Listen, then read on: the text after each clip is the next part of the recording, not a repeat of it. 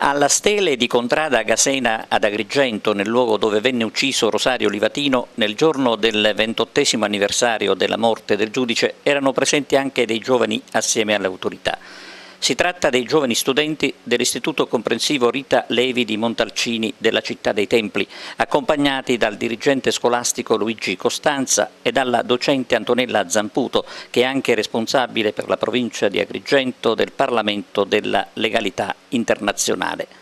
Gli alunni hanno deposto ai piedi della stele una ghirlanda di fiori che gli stessi ragazzi avevano realizzato per l'occasione. Parole di apprezzamento per il gesto degli studenti hanno avuto l'Associazione Amici di Livatino e il magistrato Salvatore Cardinale.